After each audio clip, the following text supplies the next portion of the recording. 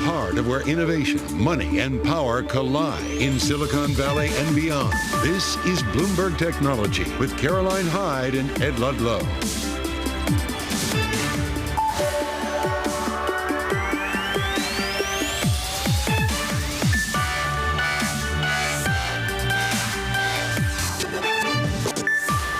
We are live from New York and San Francisco. This is Bloomberg Technology. Coming up, OpenAI gets closer to a new AI model that reasons and a new mega valuation of $150 billion.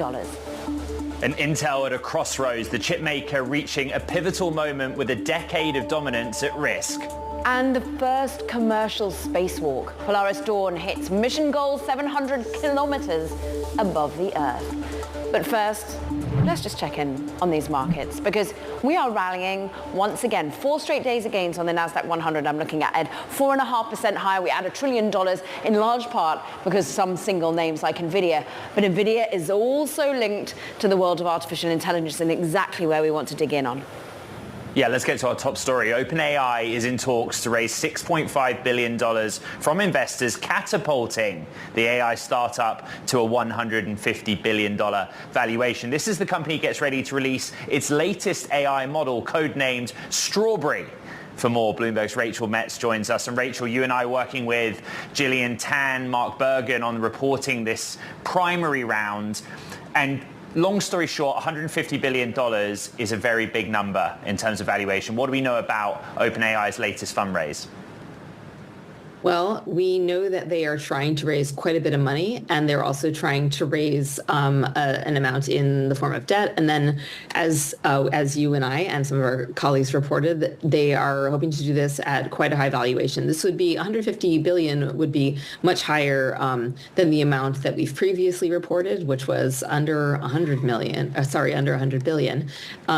And I mean, I think what we have to think about when we think about this company trying to raise a lot of money is that what they're doing is extremely expensive. I mean, they are building enormous AI systems and they're running enormous AI systems, and that costs a lot of money. Let's just talk about where the money is being spent. The latest model, Strawberry. This is where training of these models, the compute, the talent, but what's the outcome? So Strawberry is a model that's been in the works for a while, and essentially what they are hoping that it can do is some tasks that are similar to how humans would conduct reasoning.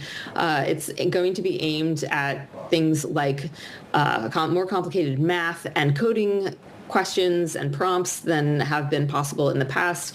A source that I spoke to that has tried it out said it was able to solve a problem that's been kind of popular on social media lately. Is 9.11 larger than 9.9, which is the kind of thing that a human might find simple but can vex computers. The other thing we reported, Rachel, our sources telling us that OpenAI has gone to the banks and is looking at doing about $5 billion of debt in the form of a revolving credit line. It's not sort of unusual, but it makes me think that OpenAI is kind of getting to company scale. We keep calling it a startup, but do we actually have any sense of like how much money all of this technology is bringing in for them? How much of a business they have beyond just constant R&D and new model innovation? Yeah, they actually have been able to scale their business quite a bit over the past year. They've released several different enterprise products, and we actually know from our recent reporting that they reached a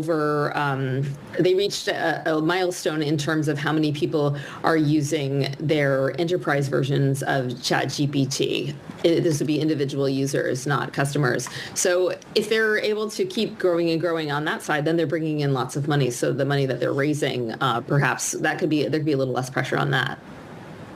Bloomberg's Rachel Metz, brilliant reporting, deep reporting, and something that a lot of people are talking about online as well. Thank you very much. Now, this week is a pivotal one for Intel. Intel's board has been weighing how to move forward after its latest earnings report and plans to slash 15,000 jobs, which leaves Intel with a few options, including scaling back some of its multi-billion-dollar factory projects, selling off subsidiaries, or splitting Intel's core operations into separate units or companies. Bloomberg's Ian King penned this big take, and actually you kind of get it all in the first paragraph. It's slow motion disaster.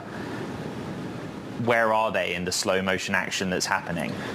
I mean, it's been tough for a while, right? They've been trying to do two fundamentally competing things, which is to spend a lot of money on restoring this company to where it was at a time when business has turned against them and away from them. And Ian, just jumping in here, what's so interesting is what's on the exact agenda over these 3 days, which culminates today. Pat Gelsinger, any trouble here? Yeah, I mean, not according to our reporting. As you saw in the story, one of the sources that we spoke to said that that's not the kind of board meeting that we're up to at this particular point. What we're up to is looking at what Intel does, because it's a huge company, 100,000 people, what it does, where it's focusing, where it's spending, to look at perhaps discontinuing some of the things that are a little bit peripheral, to save some money, to focus on trying to push that plan, and that's Pat Gelsinger's plan forward at this point. That's kind of where we are.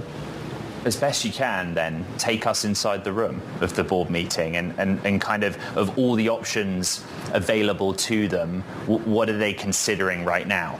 Yeah, I mean, the first thing on the agenda, as far as we understand it, is this factory network. You remember we've done all of these stories and spoken about big plants in Ohio, big plant in Magdeburg in Germany, obviously an extension of what they already have in Arizona, and smaller projects around the world. That is a lot of money being poured into the ground in anticipation of business growing significantly. What we learned from earnings was that business is not growing to match that footprint, whether it's a footprint physically or whether it's a head count. So clearly the focus is on right-sizing the company around what they've got coming in terms of orders and money. And Ian, what you do so well in this story is the context, isn't it? That this isn't an overnight issue. This has been a long time coming. Yeah, no, that's absolutely true. I mean, the focus, the traditional Wall Street playbook would be, look at the management. Do we need a new management? Do we need to spend? All of those kind of standard playbook things don't really apply here, at least not yet. I mean, Pat Gelsinger, remember, was brought in to fix the problems that already existed. He gave a prescription that everybody signed off on and agreed with. The problem that we have is that prescription is proving more painful than perhaps we had expected, and clearly the market does not like that. We're just looking at the revenue growth that the market does not like. Ian King, we so appreciate it. Thank you. Let's just talk about what the market's also having to digest, with Microsoft saying it's going to be cutting 650 jobs in its Xbox unit. The third such layoffs this year, as the company is just trying to rein in costs and integrate that massive $69 billion acquisition of Activision Blizzard. The roles to be eliminated are in, quote, mostly corporate and supporting functions, according to a memo sent to staff by Xbox chief Phil Spencer today. Ed, what have we got coming up? Yeah, some breaking news on the Bloomberg terminal. Apple has got FDA authorization for its AirPods to act as hearing aids in a hearing aid feature. We were tracking this one because they said just on Monday during the presentation that they were going to get it, and they did. And you look at some of the other hearing aid stocks, they're not moving right now. They were when that news first came out. Apple flat in what's been an interesting week. But we've got a lot coming up on the show too. Yeah. We've got to talk about what's happening up in the sky carrier. Historic day for SpaceX and Polaris Dawn. I'm very much looking forward to this one. Stick with us. This is Bloomberg Technology.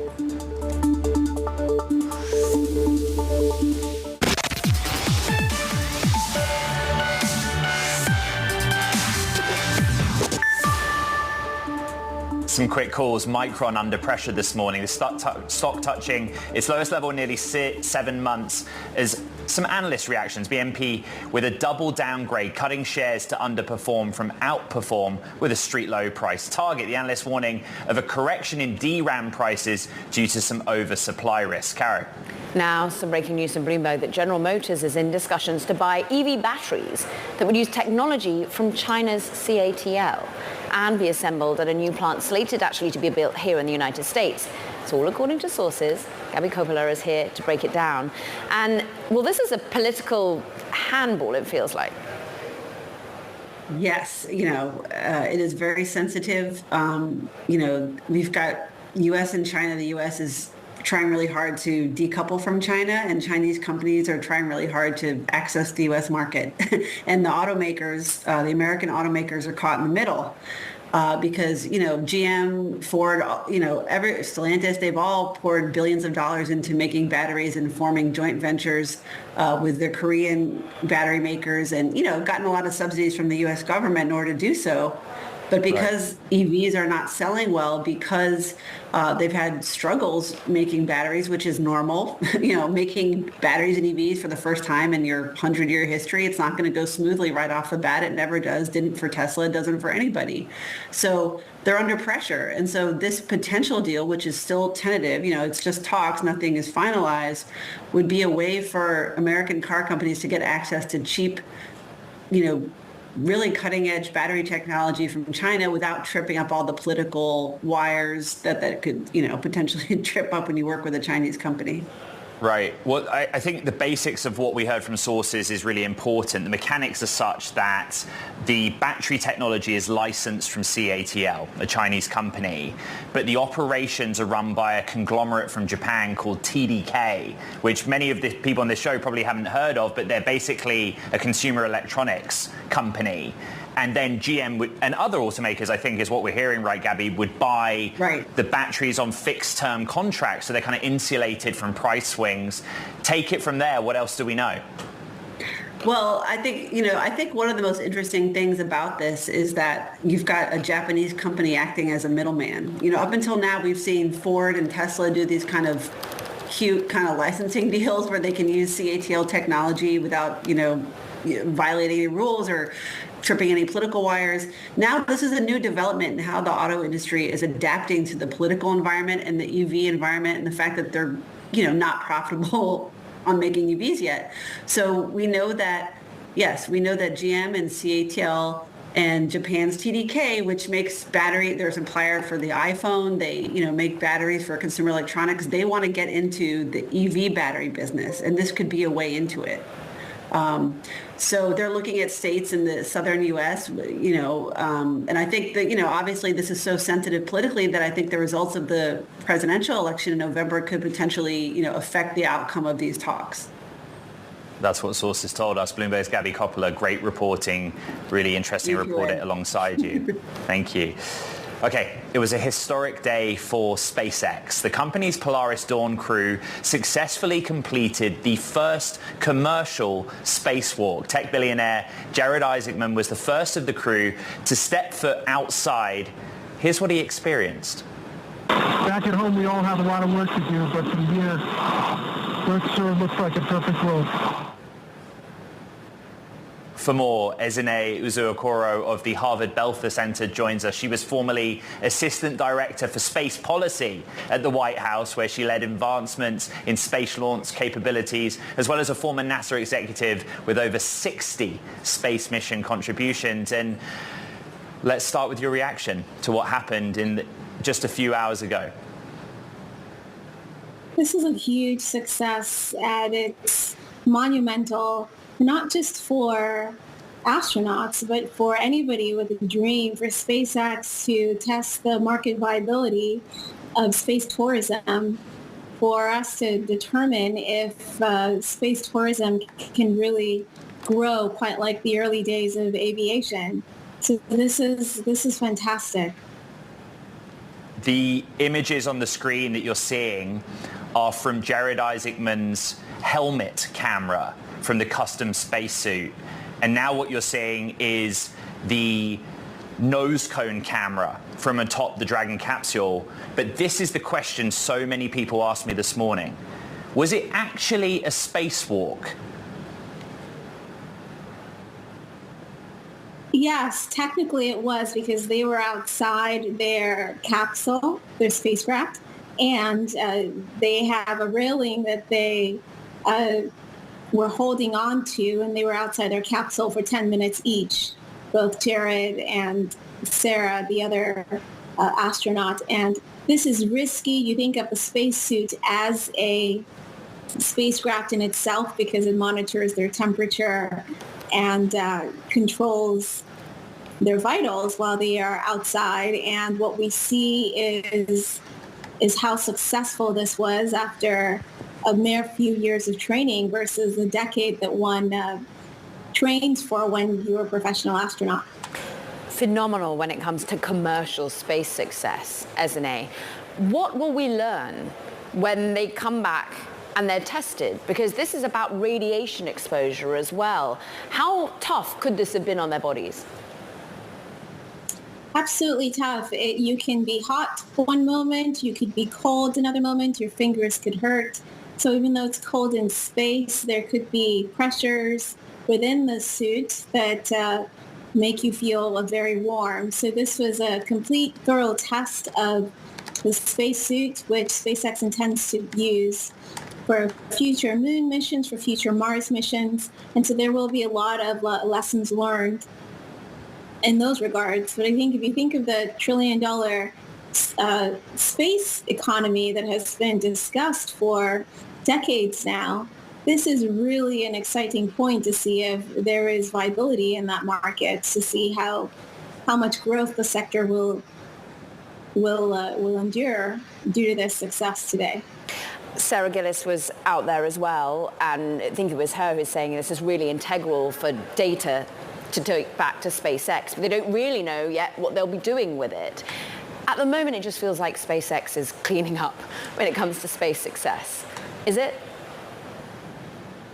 They are doing remarkably well. It's obviously due to their vision, their hard work, and this success is just so impressive because spacewalks are risky, and you have astronauts that are not professional astronauts, and the company has been planning this mission for years and not decades, and they pulled it off successfully. So it's very critical to realize the feat that was accomplished today. It's incredibly impressive.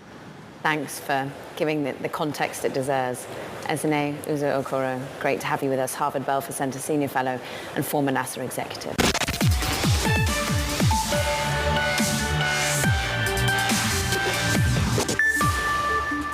Broadening out to the world of tech investing more broadly, Betterment, which bills itself as the largest independent digital financial advisor, just come out with a first of its kind survey showing 4 in 5 advisors are using AI in their work. Let's discuss how artificial intelligence is managing your money.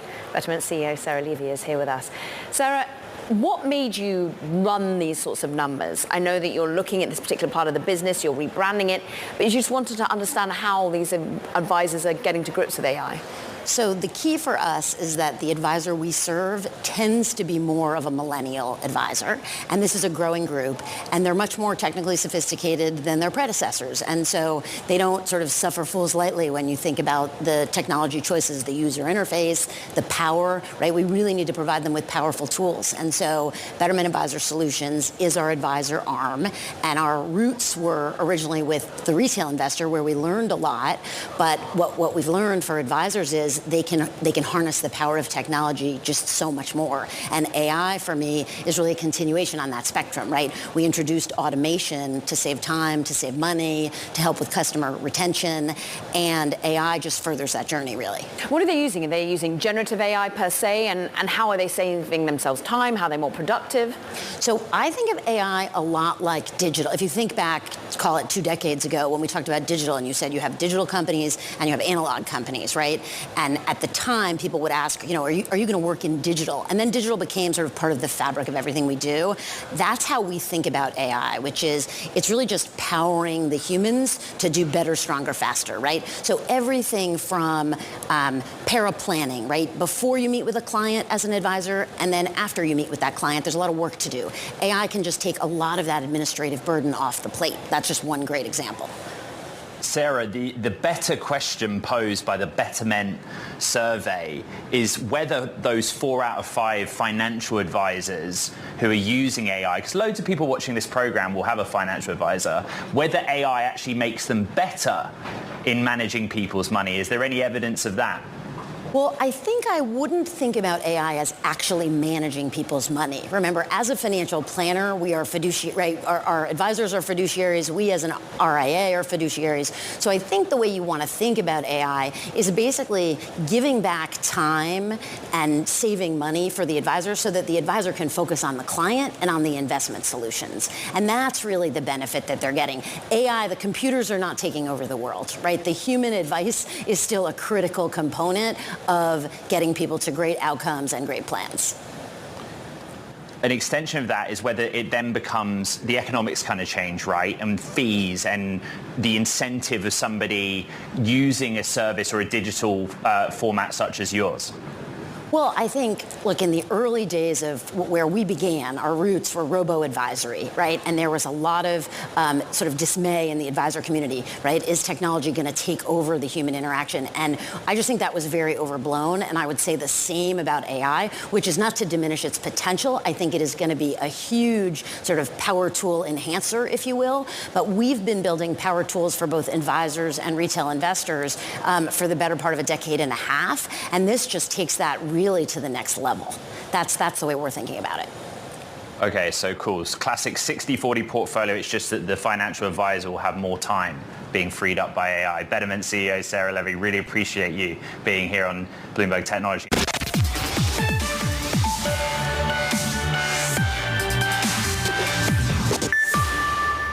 Welcome back to Bloomberg Technology. I'm Caroline Hyde in New York. And I'm Ed Ludlow in San Francisco. Quick check on these markets, Ed, because actually we have had now 4 straight days of gains on the NASDAQ and the NASDAQ 100. We're on a roll. We've actually added $1 trillion in terms of market capitalization over those 4 days, despite those headwinds of perhaps that CPI coming in a little hot on the core basis. 2-year yields actually just pushing up a little bit. So maybe we're still anticipating what the Fed will do. Will they be able to cut as much as been anticipated? Many now seeing just a 25 basis point cut coming for September. I'm looking at Bitcoin just up 0.25%. So a little bit of risk on there as well. Move on and have a look at the individual movers. Look, a lot of the push forward in the NASDAQ is thanks to NVIDIA and some of the chip names. I think Broadcom is one of the biggest names for points contributing today. Warner Brothers Discovery doing well, up almost 2%. Charter Communications, yes, they will still have that distribution deal. Both stocks are rising. We're looking at MasterCard off by 0.6%, but big deal, more than $2 billion being spent in cybersecurity for this particular company. So they're doing a deal, they're focusing on your data, but of course when they splash the cash, maybe the shares come under pressure a little bit. Moderna, though, your key underperformer. I'm talking tech, but biotech here. And really a lack of clarity coming in future revenue from this business that doesn't seem to be amazing analysts. They feel that there's a lack of clarity in general on this business, but we are seeing revenue and the revenue guide being pulled down. Ed, what do you got? An opportunity to get clarity on another business. As the Goldman Sachs Tech Conference comes to a close in San Francisco, we're thinking about how fintech is revolutionizing the financial sector, but we're also joined by one of the main players in global e-commerce, Mercado Libre. Its CFO, Martin de los Santos, joins us now. Welcome to Bloomberg in San Francisco. I think about your business in this way, that e-commerce, but 50% of it is now essentially fintech. You've met with the bankers and your investors and the other members of the technology community in the last few days. What business outlook and update did you give them? Thank you, Ed, for having me. It's a pleasure being here. We are celebrating the 25th anniversary of our company this quarter, and over the past 25 years we have built the largest e-commerce platform and fintech platform in Latin America. We recently became the most valuable company in terms of market cap in LATAM. So we're very excited about the growth and the opportunities that we are facing and the change that we're making in our societies. On the commerce side of the business, last year we had more than 90 million buyers purchasing 1.5 billion products in our platform for more than $50 billion and growing very rapidly. This is one of the things that the investor community was very surprised about our Q2 results. We built a very large logistic infrastructure that enabled us to deliver 75% of the products within 2 days in Latin America. That would be something undreamed of in Latin America 10 years ago, before we built our logistic infrastructure. Right. On the fintech side of the business, we process payments for over $170 billion, serving 52 million active users in our fintech solution, Mercado Pago, our platform. And we're serving mostly people who had been excluded from the financial system, individuals or SMBs who had never had access to credit or financial products. So we're doing a lot of financial inclusion in Latin America. So we're very excited about the past 25 years, but we have plenty of growth and opportunities going forward for the next 25 years. Martin, we're looking at your shares at a record high. What about competition? You've seen the fintech, the unbanked opportunity, but so have a lot of others. How are you, as you go for a banking license, thinking about others wanting in on the space? Yes, Caroline, we see a tremendous opportunity on fintech, in particular because of the banks have done a really poor job in Latin America, including people in the system. If you look at Mexico, for instance, where we're very active, we are the largest fintech in Mexico in terms of number of users and our credit book, for instance. This is a country where 50% of the people doesn't have a banking account. Less than 20% of people have a credit card. So there's plenty of room for us to grow. And of course, in Mexico, it's not just the bank account. I'm thinking about deposits and loans, other financial products. Are you having success in Mexico with those lines? Our credit book is growing 51% year on year. We have a $1.5 billion book in Mexico, which is the largest for any fintech in the country. Our users on the fintech side of the business are growing at 37% year on year from a very large base.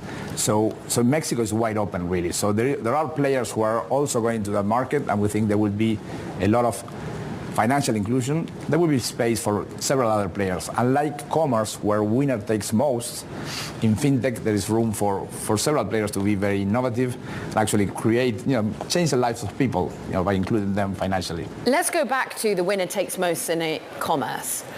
You've got some Chinese competition. In fact, Marcelo Claure himself is helping Shein, for example. How are you seeing the Chinese competition in e-commerce? Yeah, we've seen we've operated for 25 years in the region with a lot of competition. Initially, there were platforms similar to Mercado Libre that we competed with. Then we compete obviously with all the local retailers. More recently with the Americans, Amazon and Walmart. And more recently, we have seen a lot of competitions from the Chinese. So the way we face competition is we compete basing on our strength, which is the logistic infrastructure that we have in Latin America that enables us to provide a world-class service to our users, and then the fintech and the payments solutions that we have built. In a region where most people don't have a credit card, having our own payment solutions is a really big competitive advantage. In the case of Mexico, 25% of the payments that are done on our platform are done with our own payment methods, our own credits, our own credit cards, and so on. Martin, I think before we run out of time, we should talk about Argentina. A lot of people are trying to make a conclusion of the economic policy of Milei. How do you view that market? What are you going to do in Argentina? Yeah, Argentina is a market where we have a very solid position. We actually started the company back in the days in Argentina. We had a tough first quarter, but we regained growth in the second quarter. So we see a lot of opportunities there. We are investing in Argentina. We opened our new fulfillment center there. After 5 years, we reinvested in Argentina, and we see a lot of good prospects for the country. So the good thing about our business is that we've seen it all in Latin America over the past 25 years, and the secular trend of people moving online, 15% of the retail is done online in Latin America compared to high 20s in the US, high 30s in China.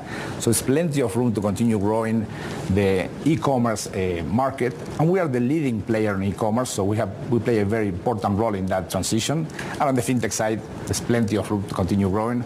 So as we say with Mercado Libre, the best is yet to come. We have a very good prospects for the future. Mercado Libre CFO Martin de los Santos, thank you so much. Caroline. Let's get to some talking tech now. First up, China wants to keep its EV tech to itself. According to sources, Beijing has asked car makers to keep its EV export kits from foreign plants, meaning key parts of the vehicle would need to be produced domestically. Now, the move comes as more companies build out factories in other territories. Plus, two of China's most prominent AI chip designers are looking to an IPO. According to sources, Shanghai Enflame and rival Shanghai Biren are planning an IPO as soon as this year. The move comes as China looks to shore up its semiconductor industry to combat US-led sanctions and bans. Ed? A little bit more to come in the show. We're going to be joined by Anduril founder Palmer Luckey for an exclusive interview on the company's latest set of autonomous defense vehicles. And Kara, we actually have even more breaking news coming up as well. We do. A new COO over at Microsoft. Satya Nadella saying this is building on capabilities essential in AI and operational excellence. Carolina Dybeck-Happe is joining Microsoft as EVP and COO. It's a newly created role. She's going to be joining the senior leadership team, reporting to Satya. Still not moving the share price. This is Bloomberg Technology.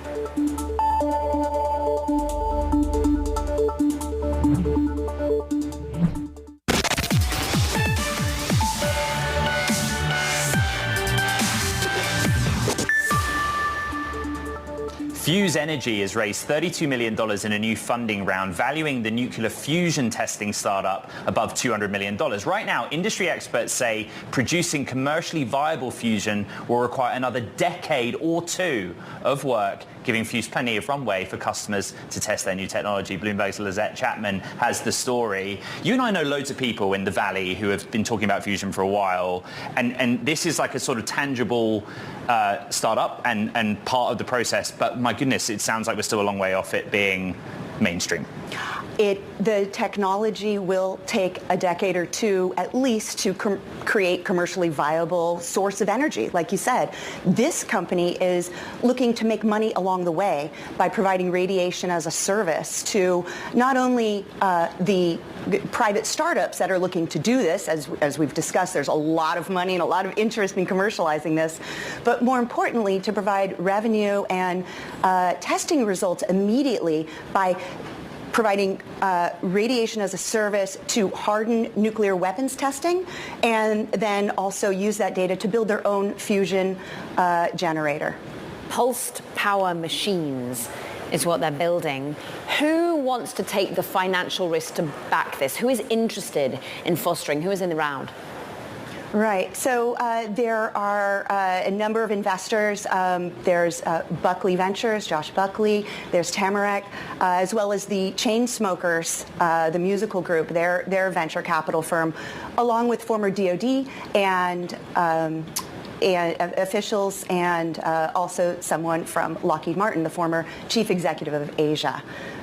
So they'll be looking to use this technology in incremental ways, looking to rent their machines to just blast different machines, like fighter pilots, et cetera, to see what the effects of a nuclear explosion would be on planes and other materials that the U.S. would need in time of war. Lizette Chapman, we appreciate it. And talking of time of war, Anduril has just unveiled the Barracuda family of autonomous air vehicles, revealing its offering, of course, to the Defense Department program aimed at mass-producing aerial vehicles more cheaply. Anduril founder Palmer Luckey joins us now. And the philosophy here, Palmer, is just making it ever more easy, fewer parts, and making it quicker to make. Well, I think that having fewer parts, easier to make, that's downstream of the real goal, which is to make sure that the United States, our allies, and our partners around the world have the tools that we need to deter expansionist dictatorships like China. Right now, in a lot of war games, we are modeling the United States as running out of critical munitions, particularly missiles, in just a few days of conflict. Anduril, for years, has been working to build a family of systems that solves this. And we just announced that family of systems today. It's called Barracuda. It's made with half the parts in half the time, using 95% less tools than a lot of the existing missile systems on the market. It is a mass manufacturable product that is designed to be made at scale, many thousands of systems at a time, because that's what the United States need. That's what our allies need. It's what our partners need. Talking of partners and allies, drone AI over in Ukraine at the moment. You're supplying drones, we understand, piloted by AI, but how much is it AI? How much is it the human? How much autonomy do they have about targets?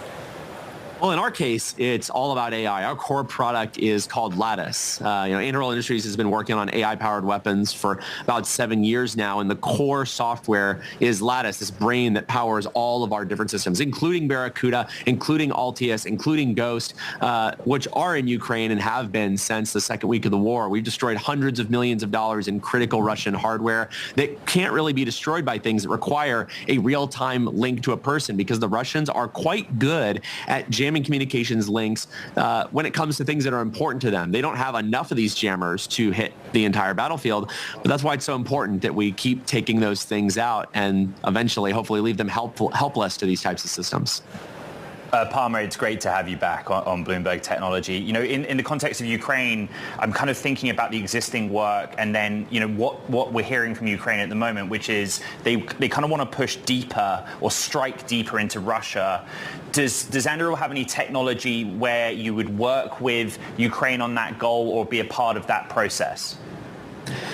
Absolutely, with the caveat that these decisions are not up to us. It's up to the United States government. They decide who we sell to, how we sell to them, and to a large extent what they do with these weapon systems. And I don't think that Anduril or any private defense company, any private company, period, should be in a position where we're de facto controlling the United States foreign policy position by saying, oh, we would help with this, we would help with that. I think that we need to put that decision with the people who are supposed to be making that decision, which are people who are accountable to the electorate. In other words, you should not trust me. You should not have to trust me. You should trust somebody that you can vote for and then vote accordingly. We're showing images of the Barracuda system, and at the top of the program, you talked about allies. And so when I think about scalability, is that because you want to be in service of any specific allies beyond the US government? What is the sort of benefit of the scalability of the design?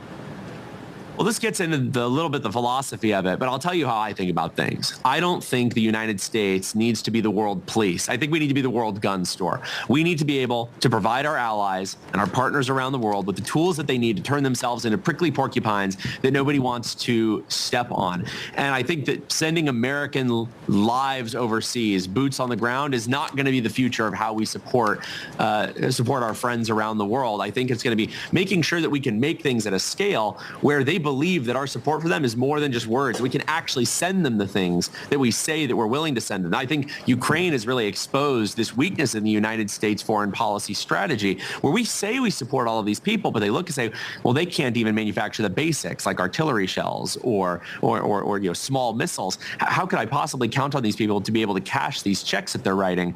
And I think that Barracuda is a response to that largely. It's something that was designed from the beginning for low-cost, high-rate manufacturability, and it's a flying operational system right now with multiple customers. I think that partners are going to be able to trust that Barracuda is something that we can actually make for them and deliver to them when they need it, not just now, but also if a conflict were to erupt. And you're delivering by manufacturing ever more in the United States, and with money, talking about cash and checks, you've just recently got a whopping valuation of $14 billion by raising more money to build in the US the Arsenal 1 and other manufacturing units. Can you update us as to where they might be, these sprawling manufacturing areas? We just closed a huge round with our investors. It was all of our previous investors coming in and a whole bunch of new strategic investors who want to help us build a lot of things, but in particularly Arsenal 1, which is a 5 million square foot factory that we're building that is going to create thousands of jobs and build vast numbers of AI-powered autonomous weapons systems. And it's not just Barracuda, it's actually the entire product suite of things that Anduril makes. It's all of our missiles, it's all of our drones, it's our submarines, it's a reconfigurable factory line that is able to share a lot of the equipment and tooling between these programs, which gets the costs down and it gets the rates up and the benefits flow on to our customers. Palmer, is Anduril selling air defense systems to Israel? Well, look, I think I can't comment on any specific deployments, especially about something as sensitive as that. But I'll tell you this, I have no problem with Israel. I have no problem selling things like that to Israel. But a better target for your question would be the United States government. And I have to ask you, you mentioned China at the top of the conversation. Has Anduril a commercial relationship with Taiwan? Oh, we have a very strong relationship with Taiwan. I've been there many times. In fact, I'm going there again soon. And I think that that strong relationship is actually one of the reasons that Anduril was recently sanctioned by the Chinese Communist Party. They announced that that they're going to seize all our Chinese assets and that we're prohibited from entering the country. Joke's on them. We don't have any Chinese assets. But it was in the wake of a recent deal that we did with Taiwan, getting them some systems that I think China, frankly, is really afraid of. They know that our systems are the real deal, and they know they can't jam them. They know they can't hack them, and that's because they're powered by AI. and a real founder, Palmer Luckey. It's been a while. It's great to have you back here on Bloomberg Technology. Thank you very much.